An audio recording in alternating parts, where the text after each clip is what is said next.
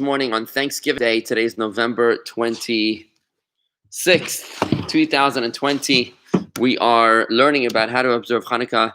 Normally, we'd be able to be spending more time together on Hanukkah this year. Looks like we're going to be having to spend most of Hanukkah home, alone, connected, spiritually, but physically distant. So, as we've done in all the Yontifs since Passover this year, we're going to have a crash course today, next Thursday, and the following Thursday, God willing, as we talk about everything that you need to know to keep Hanukkah the Torah way, how to light the Hanukkah Menorah, whether you've observed Hanukkah in the past or you're starting this year. Today we're going to start at the basics and just move from the ground up and hopefully cover everything that you need to know, whether you've known it before, whether you've not known it before. We're just going to do a clean sweep, making sure that we know the laws of Hanukkah. This is very, very important, no matter what your level of knowledge or observance is, just to review the laws and the background. It's very, very, very important. Today's Torah study, this week's Torah study, is dedicated in loving memory of the father and brother of Bob Wertheimer. In fact, Jay Wertheimer, the father of Bob, his yahrzeit is today. Ernest Wertheimer, Bob's father, his yahrzeit is today, and his brother Jay's yahrzeit is also this week. Thank you, Bob and Gail. We will be making a memorial a little bit later at the end of this class. Good morning, Ed Hockman. Good morning, Corey. And let's do this. Let's talk about Hanukkah. So what happened Hanukkah? What's the story all about? It all began on the 25th day of the Hebrew month of Kislev. That's the current month that we are in. The 25th day of Kislev is the beginning of the 8 days of Hanukkah, which were established as a memorial for the miracle that happened to our forefathers on these days. What was that miracle? Let's get the story straight. It happened in the times of our second temple. This story of Hanukkah happened after the story of Purim. Just to give you a little context, good morning, Dean, and good morning, Sandy Boynton. Please, friends, share the video and like the video so that other people can study Torah with us, those people that might not have been able to have heard about this class. Quick context here. Good morning, Marty. No, it was the first temple that was built by King Solomon. That one lasted... It was 410 years until it was destroyed by the Babylonians. The Babylonians exiled us to Babylon, which was subsequently conquered by the Persians. And it was there, after this first temple, that the Purim story took place with Esther and Mordechai and Achashverosh. It was the child of Esther and Achashverosh, his name was Darius II, who sent the Jews back to Israel to build the second temple. They built the second temple under the leadership of Ezra and Nehemiah and Zerubbabel and other great leaders. They reestablished the Sanhedrin, the men of the Great Assembly is what they were called. They formalized much of Judaism the way we know it today, including the Siddur, the Passover Seder, and many, many other forms of observances of Judaism. And when the second temple was built, it was first invaded by the Greeks in the Hanukkah story. Later on, they never destroyed the temple, but it was the Romans who actually destroyed our temple, from which we've never recovered 1956 years later, since the year 69 CE. So that just gives you the context of how Hanukkah is in the second temple. It was in the times of the second temple when the wicked Greek rulership ruled over the land of Israel. They made terrible decrees over the Jews to cancel or abolish our faith, and they invaded our financials, they invaded our daughters, and they entered into the holy temple, where they desecrated our holiness. And the Jews were very, very upset about this. They placed an idol, I think it was of Jupiter, inside of the temple. And they outlawed many Jewish observances, like Shabbos and Bris and the Jewish calendar, until Hashem had mercy upon us, and He saved us from them. How did He save us? Through the what's it called? The ragtag, is that a word? I'm not sure. Through the the informal army, the partisan army of the Maccabees. This was the Hasmonean family of priests. It was led by Matisyahu, the leader, the patriarch of the Hasmonean family. and his 5 sons. One of them, the most famous one, was Yehuda the Maccabee. And they led this partisan group that fought against the mighty Greek army. These guys were a family of high priests. They managed to overwhelm the Greeks, and they destroyed them, and they restored the rulership to the Jews for more than 200 years until the temple was actually destroyed by the Romans, as stated moments ago. When the Greeks did invade our temple, they actually made sure to violate all of the oils inside of the temple. Now, that's a very interesting story. Why would they do that? You know, most conquerors will try to burn down or pillage the resources of their victims. But these guys were unscrewing the bottle tops. They were breaking, every bottle of oil had a wax seal of the high priest stating that it was holy. And they unscrewed the bottle tops. They didn't even pour out the oil. They just unscrewed the bottle tops.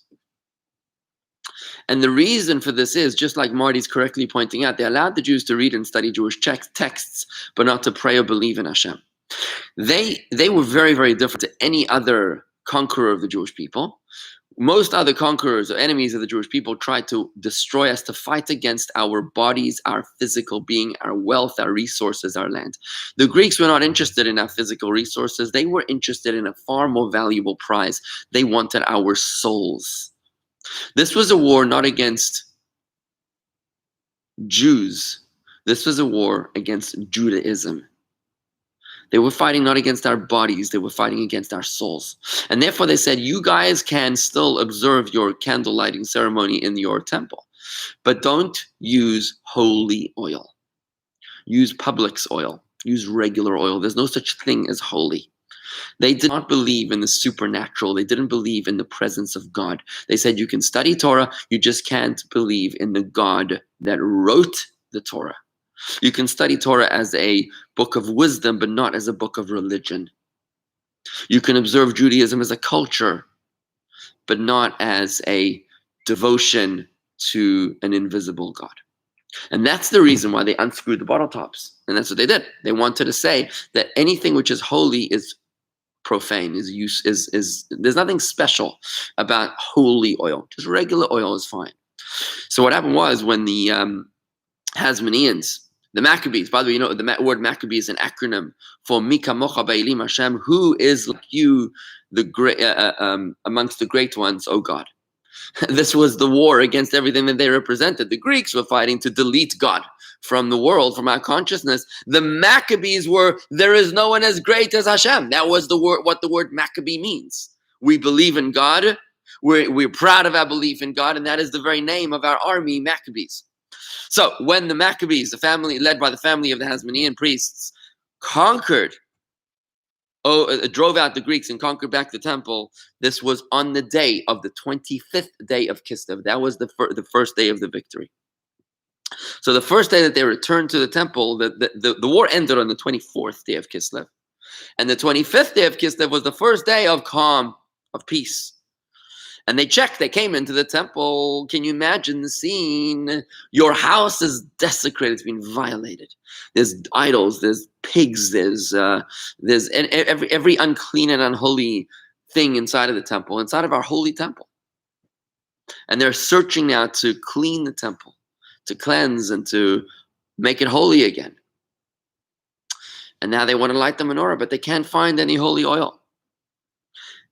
But it was a miracle that they found one jar of oil that was still with the seal of the high priest. One jar that the Greeks, the meticulous Greeks, they were like the Nazis. They sweep through the area, and they lost it because it was like a submerged, was kind of half buried in the ground. It was hidden underground, and it had the seal of the ring of the high priest. And they recognized that this was not touched. This was not violated by the Greeks. Notwithstanding the fact that there was only enough oil in this pitch, in this jar, in this jug, to light the 8 candles of the menorah for one day. Nevertheless, they lit the candles. They had trust in God. They said, you know what? We're going to light the candle. We're going to do what we have. Even though it would take 8 days to make more pure holy oil. It was a process that took 8 days.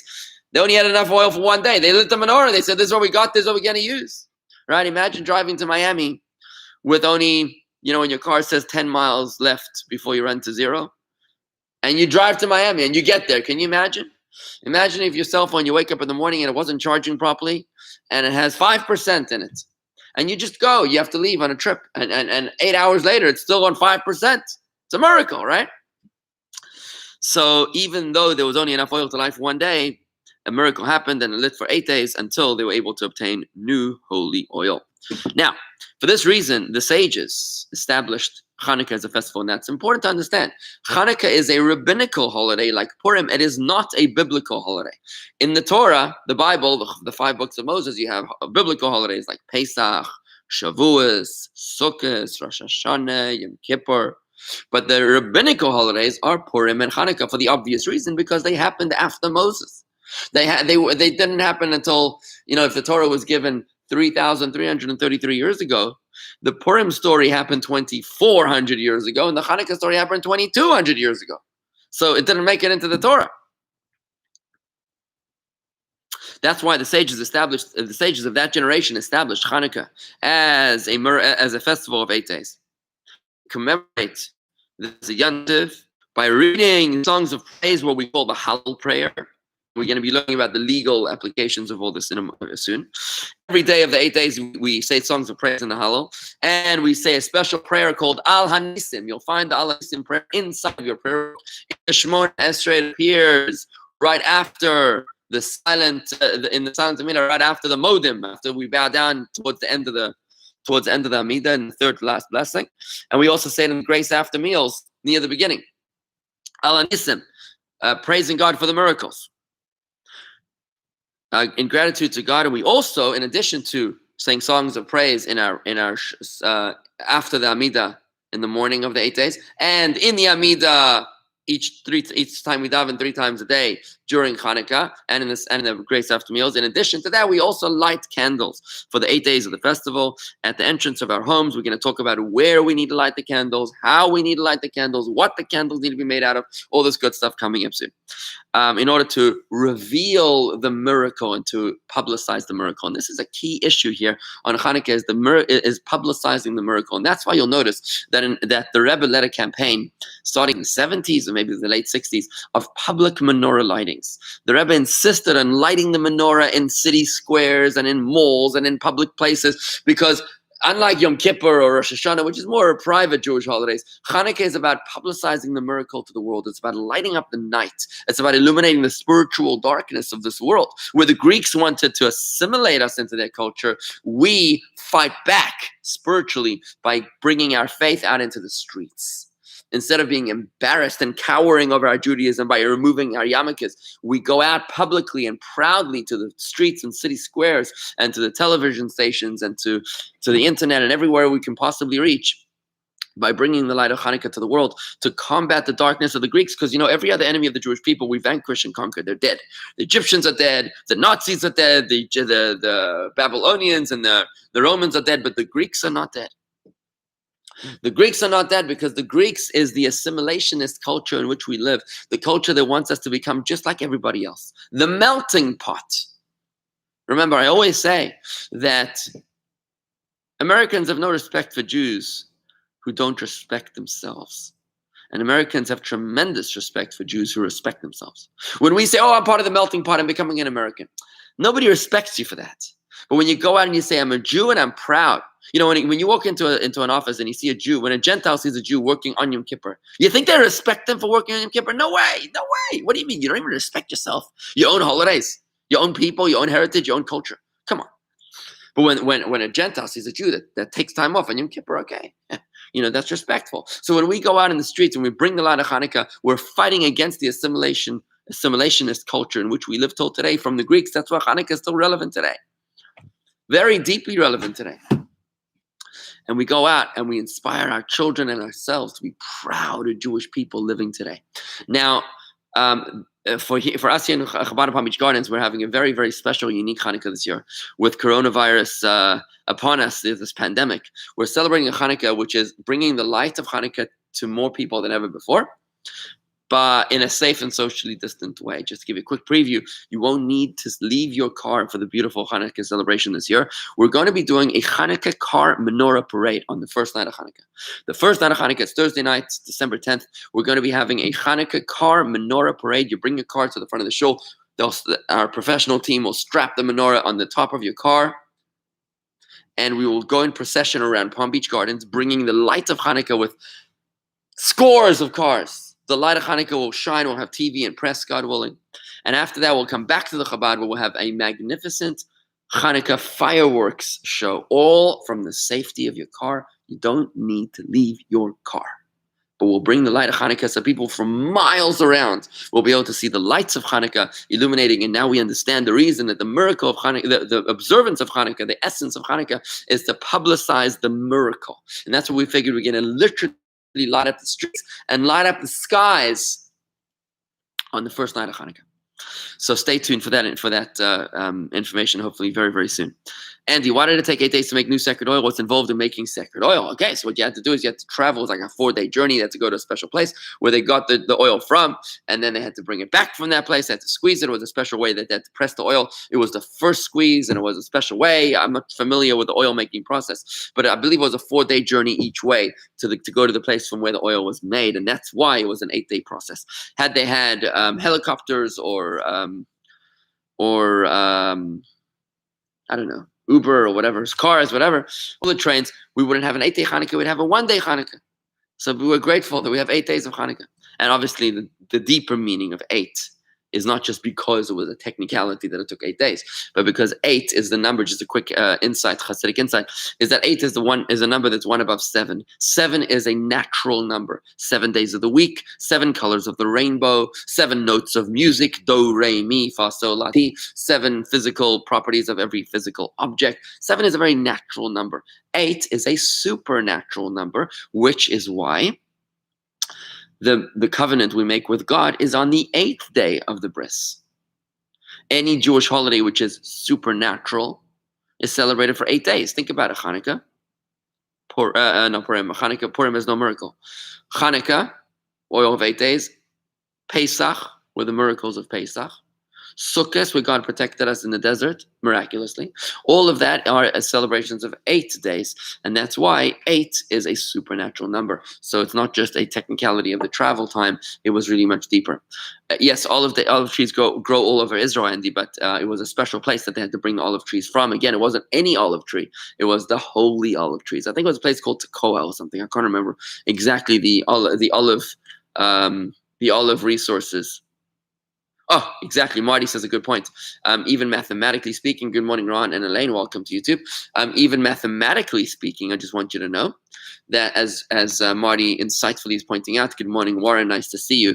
When you turn the 8 sideways, it also is a number representing infinity, right? It's a symbol representing infinity because 8 is Kabbalistically associated with the power of supernatural, with the infinite, the power that breaks the laws of nature. Okay, let's keep on going here. Let's cover some ground. So, these days are called Hanukkah. Why did the sages call these days Hanukkah? What's the meaning of the word Hanukkah? It's an acronym for Chanu. Oh, sorry, it's an abbreviation for Chanu Chafei. They camped or they parked or they rested on the 25th. Remember, the 25th day of Kislev is the first day of peace, of calm. So what happened was that by resting on the 25th day of Kislev, Chanu Chafei, they rested on the 25th, which means that they had peace from the enemies on the 25th because the war was won on the 24th of Kislev. Another reason for this name is because Hanukkah means to inaugurate, and they re-inaugurated the altar which had been desecrated and violated after the Greeks had made it impure with their using it for idol worship. They actually built a new altar, and they inaugurated it over these 8 days. Like chinuch, the word chinuch means to educate a child. To educate a child is to inaugurate them as a Jew, to inaugurate them for life. That's why the word chinuch and inauguration is the same word, because you're inaugurating them, you're establishing them, you're giving them the foundation that they need for life, and that's what they did for the temple, for the altar. Just like when in the days of Moses, when they prepared the when they inaugurated the tabernacle, so too this was a reenactment of that. They were re-inaugurating the temple. Okay, good. Good morning, Rob Wertheimer. He's our weekly sponsor of Torah study this week in loving memory of his father, whose yahrzeit is today, and his brother as well, whose yahrzeit is this week. Andy says, thank God we use Arabic numerals, not Roman numbers, so 8 is infinity. Arabic numerals, is that what we use? Our numbers are Arabic? Oh, the Romans, you're right. The Roman numerals are, the V, 1, 2, 3, right? That would be the Roman way. The Arabic way, good point. Okay, very interesting. Interesting. It's interesting you say that, Andy, because even though the Romans conquered the Greeks, it could be argued that the Greeks really conquered the Romans. Because the Romans were brute physical strength, but the Greeks were thinkers and philosophers like Aristotle and Plato and Socrates. There wasn't much brain in the Romans. There was only brawn, and the Greeks had brain and no brawn. So when the Greeks were conquered by the Romans, it was actually the Greek philosophy that was instituted by the Romans. Because they didn't have a philosophy of their own. They were just like brute strength, kill people and drink wine, So it's interesting that the Greeks, who did not believe in infinity, would probably not make a number 8 that looks like a symbol of infinity, because they didn't even believe in infinity. They believed only in the natural sciences. And they worshipped and glorified the human body. They had naked warriors fighting in the gymnasium. This was the entertainment in the Colosseum and so on. But it was the Arabs, who still believe in, what do they call God? They call him Allah. Allah means the one above. They believe, we call him the Ebershter in Yiddish. The Ebershter means the one above. And the Arabs call him Allah, the one above, right? Like El Al, same word. El Al means above. Allah, above. So it's interesting that they believe in supernatural, and therefore their numbers would reflect that same system. Okay. Another opinion says that the days of Hanukkah were established for saying songs of praise and commemorating the miracle in our verbal prayers during Shemona Esrei, the silent Amina, and afterwards, and also to light candles, but not for days of feasting and joy like Purim. Why not? Why don't we have a meal on Hanukkah? Have you thought about this? The reason is because a meal serves our physical body. They weren't trying to kill our physical body on Hanukkah, so we don't need to celebrate with our physical body. They were trying to just extinguish our souls, and that's why we light candles. Candles are our souls. The candle of God is the soul of man. So it was a war against our souls, therefore we commemorate it with candles. Purim is when they try to kill not our souls, they try to kill our bodies. It was a Holocaust that never happened. Purim was a genocide. And that's why we celebrate it with feasting and drinking, because to celebrate with our bodies. There are those who say that there is there was also it was also instituted to celebrate with feasting as well. That is, there are some opinions that say so. And practically speaking, we kind of compromise in the middle by saying that we don't have like an official meal. Every Jewish holiday has a food, has a special food, like a turkey of Thanksgiving. Have a special food that you eat on like a matzah on Pesach, and the head of the fish and the head of the ram. All the yontivs, right? Hanukkah doesn't really have a specific meal. We have the donuts, the deep fried oil. It's great for dieting, but we don't have a meal associated. But we still have like a food. We have a food, but not a meal. And that's the compromise. So we have more feasting during the holiday, but not an official meal. And the custom is that we have meals and we sing and we praise God with commemorations relating to the miracle. Commemorating the miracle that God made for us, for our forefathers in those days. And then we try to turn it into a meal associated with the mitzvah. Now, it's interesting, something that's been very important is that whereas some people teach Hanukkah is about a military victory, they're dead wrong. Hanukkah is not about the military victory.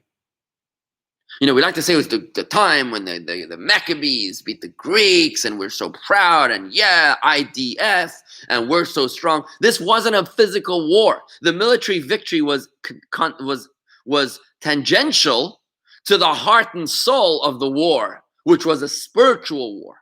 It's all about the candles. It's all about our ability to observe our faith and our religious freedoms, so closely associated with the United States of America. It's about our religious freedoms. The military victory was tangential, was what led to the religious freedoms. And that's why we don't celebrate on the 24th, the day of Kislev. The very name of Hanukkah means they rested on the 25th. We don't even mention the fact that we won the war on the 24th, because the fact that we won the war meant that we were able to reclaim our religious freedoms on the 25th. Andy, that's why the brutal Romans conquered the Greeks. The Greeks were falling apart. Seleucids, Ptolemaic followers. So the pre-Hanukkah political background was one of Greeks being weak within fighting. Correct. I mean, this was the Seleucid Greeks. It was different kinds of Greeks. I think it was Alexander the Great died, and he left different generals that took him over, and they were fighting against each other. Typical. I mean, it's like the story of history is successful empires just break apart and turn into civil infighting, which tragically, God forbid, hopefully won't happen here in the United States of America, where we have become so incredibly polarized. Here we are, we're the world superpower, and for us to become so incredibly polarized, we're not even talking to each other, the right and the left. Hopefully we should learn the lessons of history and learn how to get along with each other and to respect people that don't agree with ourselves. It's called being open-minded, as opposed to the open-mindedness which is prevalent today, where people are only open-minded to opinions that agree with themselves. But if there's an opinion which disagrees with them, then they label them as fanatics and as xenophobes and as racists. That's not called open-mindedness. So Marty says, if not for the victory, we may not have a Jewish people. I disagree with you, Marty. If the Greeks would have stayed in power, they were not trying to kill us. They would have been a Jewish people. We would have just lived, under communism. We were not allowed to observe Judaism. So the military victory, they weren't trying to kill us. They were letting us live. They loved the Jewish people, Marty. They said, you guys are cool. We love your funny hats. We love your palm branches. We love your special foods. We love your libraries. You guys are really cool. In fact, they said, you guys are so similar to us Greeks because we're also into philosophy. All these other guys, they're just brutes. The Greeks couldn't even relate to the Romans. They were just, warriors with feathers on their hats. They couldn't relate to. They could relate to the Jews. They were thinkers and philosophers and culture. They loved us. They just didn't like our religion. That's all. So they cleansed our Judaism. That's right. There was a war against our Judaism, not a war against the Jews. Okay. So on the days of Hanukkah, you are allowed to you're not allowed to fast on Hanukkah. Even a groom on the day of his wedding does not fast. Normally a groom would fast on the day of his wedding. And a fast day of the yahrzeit of a father and mother, we do not fast. Normally, you should fast on the yahrzeit of your father and mother. But if it's on Hanukkah, you don't fast. You're not allowed to fast on Hanukkah at all for any reason. So, Marty, you're saying that they would kill our souls.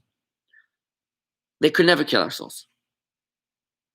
They were trying to kill our souls. Hanukkah is about the immortality of our souls. You can't kill a piece of infinity. Our souls are a piece of God. They were trying hard to do so, but they couldn't do it. The celebration of Hanukkah is the victory of light over dark. Just like dark can never squash or delete light, so too the Greeks could never assimilate the Jews.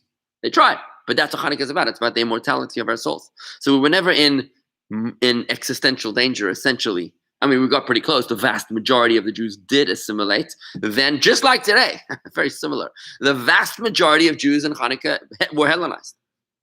But the fact, what we're celebrating in Hanukkah, is that a Judaism separated from God has no continuity. In our history, I challenge you to think about this. There has never been a Jewish movement in our history that has broken away from religion. There's never been a group of Jews that have broken away from religious observance and remained Jewish. After 2 to 3 generations, they just disappear. They lose interest. They become totally assimilated and then are interested. The only Jews that have remained are those that were loyal to Judaism. And that's why every single Jew on this chat has a great grandfather or great grandmother that was a rabbi somewhere in Poland or Europe or Ukraine or something. Think about it. That's why I say to you, Marty, that there could never have been total assimilation. I know that takes a little faith, but that's the fact. Hashem says it will never, ever assimilate. The entire Jewish people will never be lost. And that's the miracle. That's what we're celebrating, is our immortality. So the days of Hanukkah you're allowed to work on Hanukkah. It's not like Rosh Hashanah, Yom Kippur, Pesach, Sukkot, Shavuos, which are full-blown festivals where you're not allowed to work. On Hanukkah, you are allowed to work. However, the women have a custom of not doing any physical labor, whilst the candles are lit. And you're not allowed to be lenient about this. So the women are not allowed to do work while the candles are lit. Why?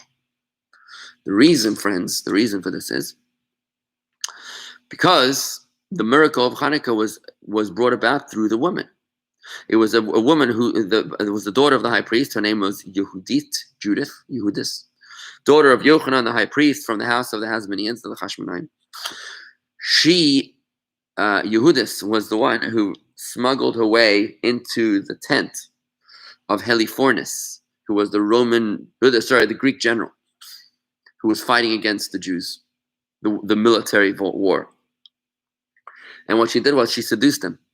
She first gave him salty cheese. He became thirsty. She then gave him heavy wine. She alone with him in the tent. She was seducing him. And then he fell into deep slumber. And what she did was she took the peg of the tent and she knocked it into his forehead and she killed him.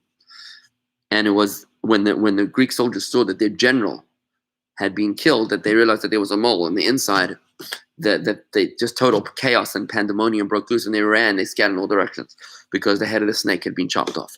So since it was a woman who brought about initiated the miracle, the conquest of the Greeks through her salty cheeses and her strong wines,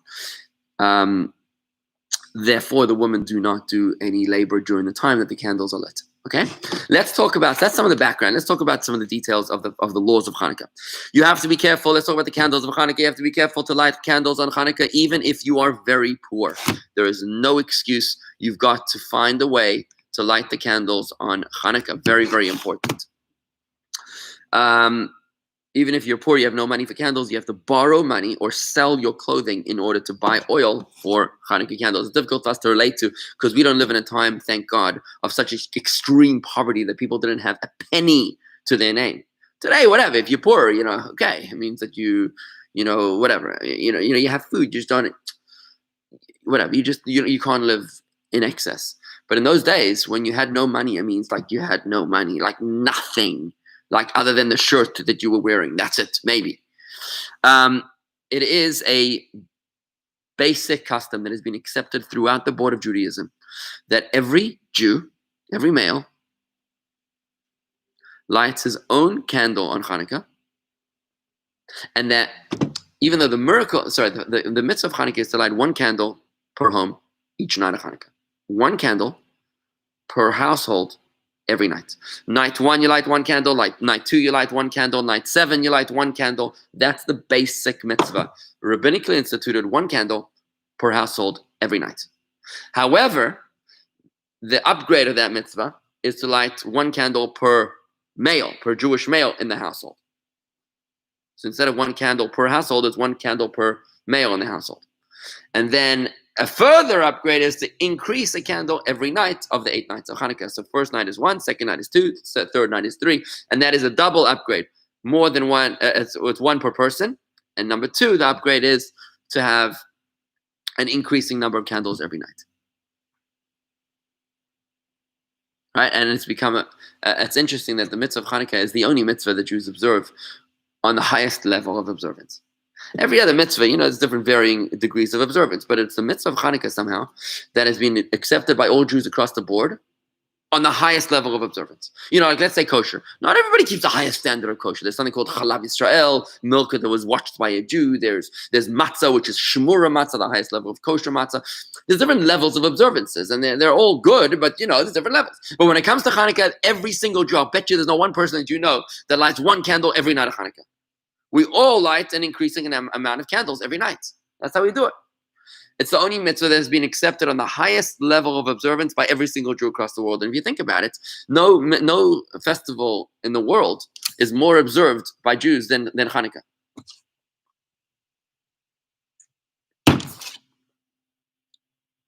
Probably the most observed mitzvahs ever are Hanukkah and Bris. I wonder which one is more observed, Hanukkah or Yom Kippur. And I would venture to suggest that more Jews observe Hanukkah than do Yom Kippur. Somebody said the other day that the Jews are the least religious group in America. The Jews are the least religious group in America. And I just want to say that that's kind of embarrassing, guys. It's kind of embarrassing. I'm preaching to the choir. If you're listening to me here today, you're probably more engaged. But it's just an interesting thought to think about, that the Jews are the least religious group in America. Muslims are very Muslim. The Christians, the evangelical Christians are very Christian. But the Jews are like just Jewish. And Hanukkah is about our pride in our religion. It's our pride for standing up for who we are. For many Jews, they don't want to look too Jewish. They don't want to sound too Jewish. They don't even want to know that they're Jewish, and maybe for good reason, because we're, still scarred by the scars of the Holocaust. But I think it's time for us to get over the Holocaust, and for us to say, you know what, I'm a Jew and I'm proud. I'm going to tell my kids. I'm going to do whatever I can to educate my grandkids right now, and say, listen, it's time for us to creep out of our shell and to proudly emerge and say, I'm a Jew. I'm proud. I have nothing to be embarrassed of. And to wear the yarmulke with pride. This is a Jew in our community here who started wearing a yarmulke 3 or 4 weeks ago. He wears it 24/7, as long as he's awake. And it's amazing. He said it's been a transformative experience. He wears the yarmulke all the time, wherever he goes, no matter what, no questions asked. And he says it caused him to, he's eating in a non-kosher restaurant, and he's eating the treif, and he realizes, I can't eat this stuff. If I'm wearing a yarmulke, I can't eat this stuff. So he let go of treif. He doesn't eat shellfish or bacon anymore. And it's a sense of identity. It's a sense of pride. How beautiful. That's what Hanukkah is about. It's about lighting our candles, friends. It's not just about lighting a physical candle, which is very, very important. It's about putting our souls on fire. It's about realizing that they wanted to assimilate us, and we'll say, hell no. I'm a Jew. I'm proud, and I'm going to wear it on my sleeve. Okay.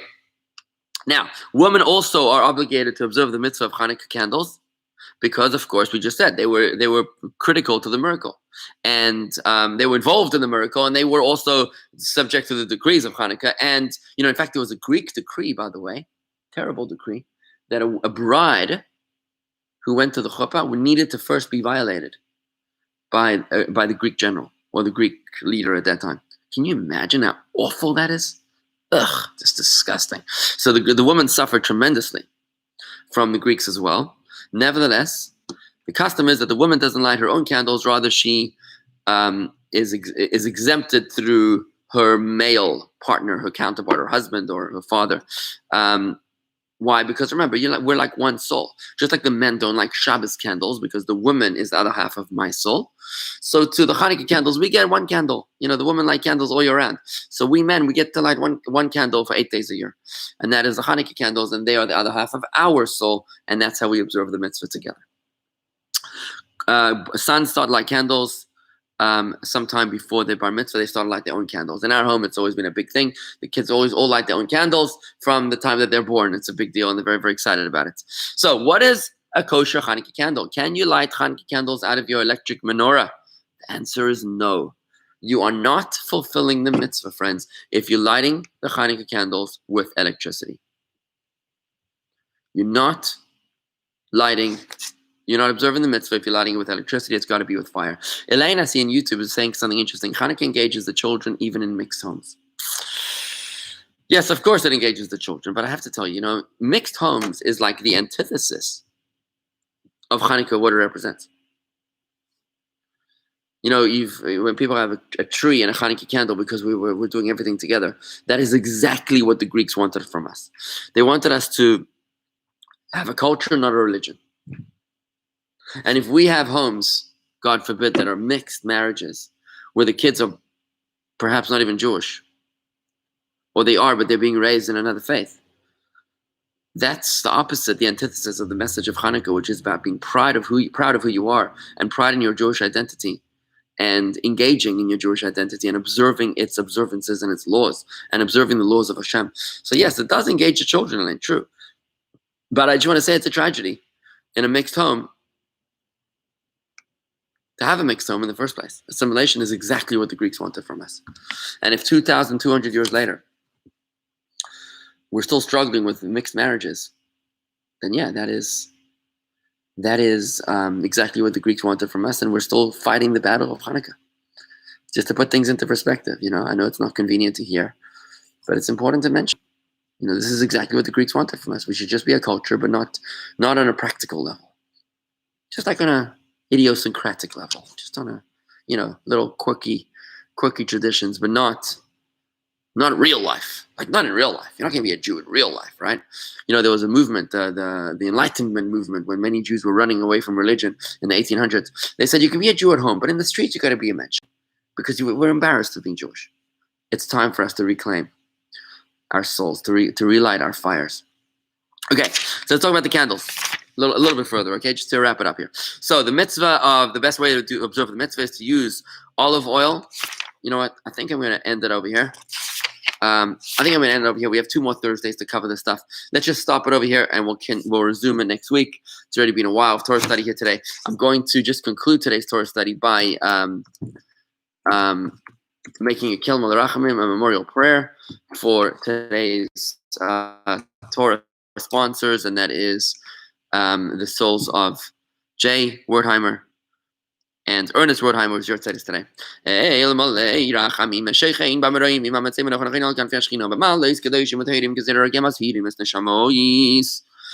ben Nasson, Ernest Wertheimer, ויצחק שמו בן אהרון, ג'יי וורדהיימר, שלחו לי למאמה בעבור, שנודו צדוקה ועד אזכרת נשמי סיים, וגן עדן תהי מנוחה, שם לכן ולרחמים, נעשריהם בסייסר גנביו לילומים, ויצרור בצרור החיים נשמי סיים, אני נחל עושם, ונוכל משכבי סיים ושולם, ונאמר אמן. O God, full of compassion, who dwells on high, grant your rest upon the wings of the Shekhinah and the exalted spheres of the holy and pure, who shine as the resplendence of the firmament of the souls of Ernest Wertheimer, Aaron ben Nasson, as your tzedit is today, and Yitzchak Shmuel ben Aaron J. Wertheimer, whose your tzedit is this week. For today's Torah study has been donated in remembrance of their souls. May their place of rest be in the Garden of Eden. Therefore, may the All-Merciful One shelter them for the cover of His wings forever and bind their souls in the bond of life. The Lord is their heritage. May they rest in their resting place in peace. And let us say, Amen. I'd like to conclude by wishing everybody a happy Thanksgiving. We have a lot to be grateful for. Count our blessings. And we shall all be safe and healthy. We'll resume tomorrow with the Rebbe video. Tomorrow morning, the Rebbe is Farbrengen. And have a great day. And be safe and healthy. Shalom.